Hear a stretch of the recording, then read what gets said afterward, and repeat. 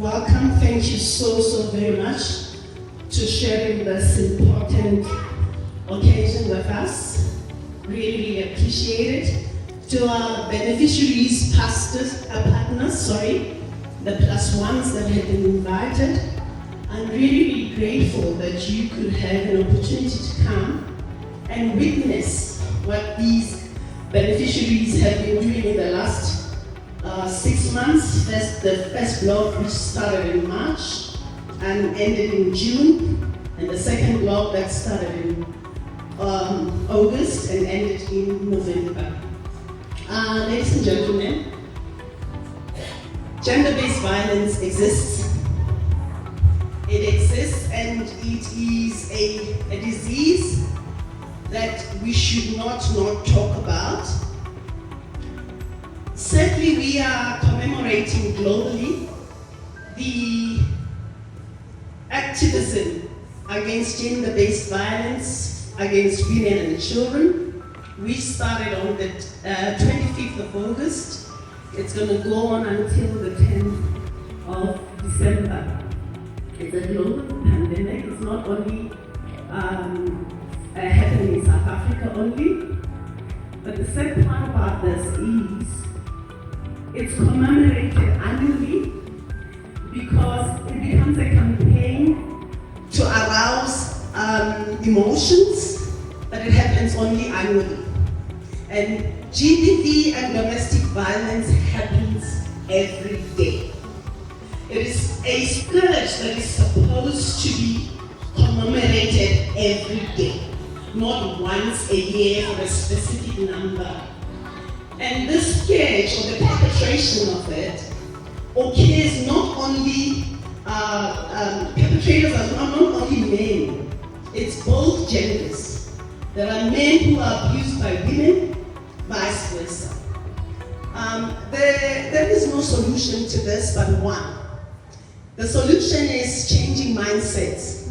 And sadly, governments and other institutions who want to commemorate it for reasons that I don't understand, they can't get it right. Because the solution is not to do campaigns, and please do not get me wrong, I'm not saying what they're doing is wrong. But the solution is not to annualize it. The solution to the scourge is being able to change mindsets.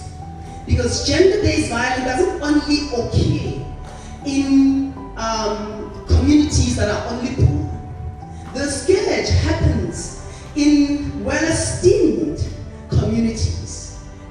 Communities that hide behind high-fenced walls. Perpetrators are often high-profile socialites, ministers, people who have money, people who use money to oppress their victims. And in often times, communities don't talk about it. And we've seen the scourge that's happening in a white community where they don't want to talk about it because it's embarrassing. Because it's supposed to be a sickness that only pertains to black people, and that's not the case. It is a scourge that involves, that affects every facet of the communities. And unfortunately, we have discovered, like I did, it had to take me, my mindset changing, to understand that I have to leave my perpetrator who tore my stomach in two. It doesn't work when people come and influence you, because when you're isolated, your families want you to leave the perpetrator. And it doesn't work like that.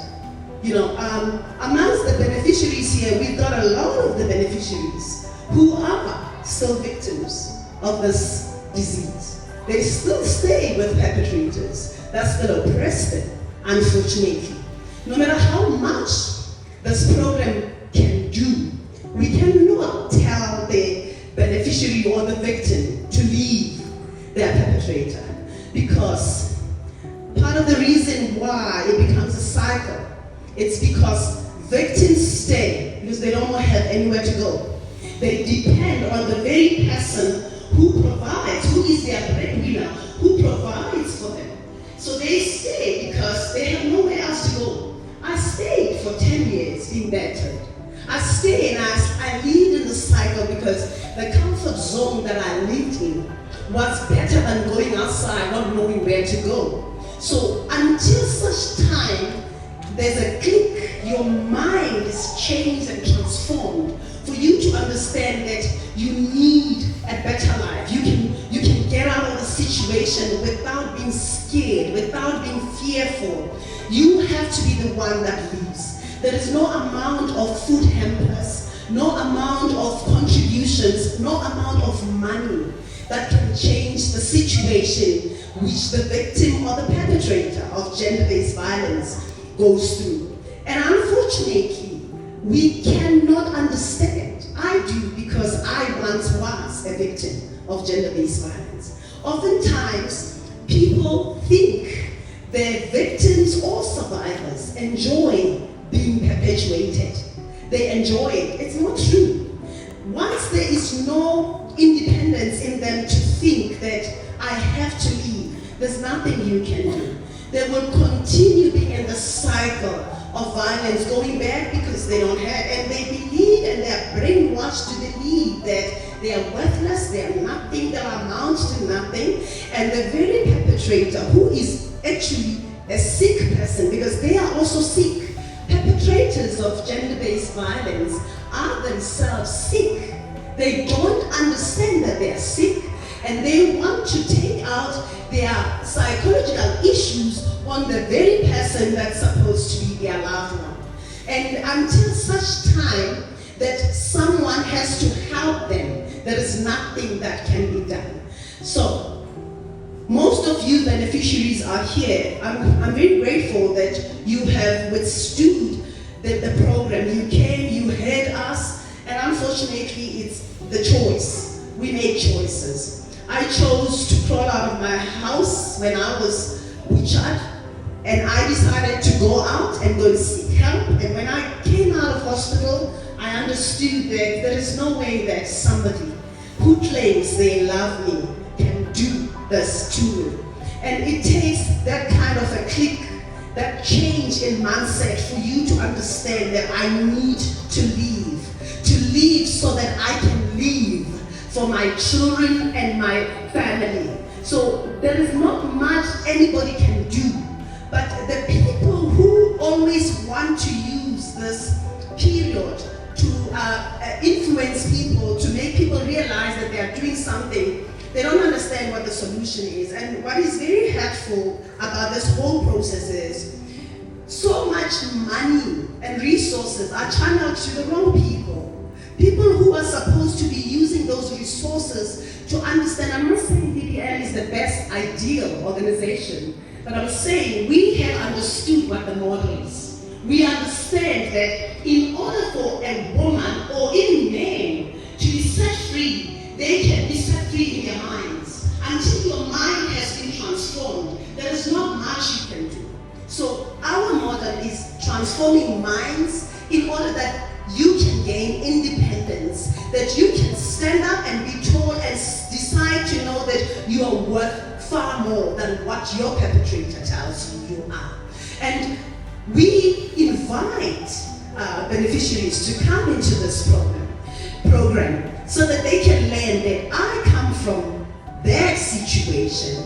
And when my mind was changed and transformed and I was impacted, somebody was kind enough to impact me and provide me an opportunity to be given a job that I can be able to stand up and not depend on the very person that hurts me. I then discovered when I was given an opportunity that I was formidable. I was powerful. No one told me. I discovered that innately I was born with a talent and a power that nobody else can possess or take away from me. And when I was unleashed 32 years ago, I decided that I also need to unleash other women and be able to empower and impact them so that they can also be set free. They can be independent.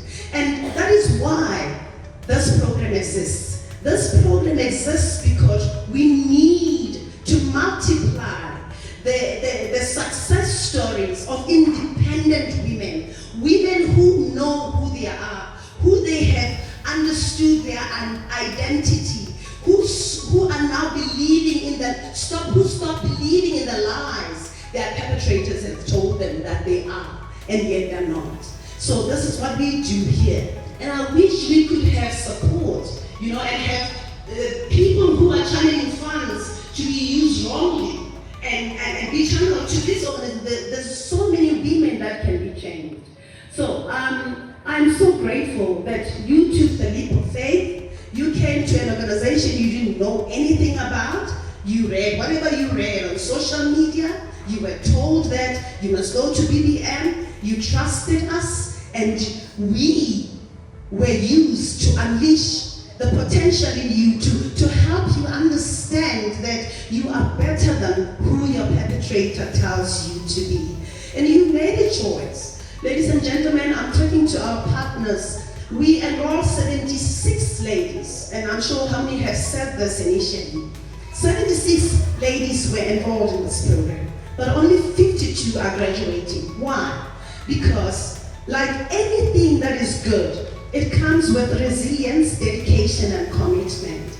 But most importantly, discipline is the key.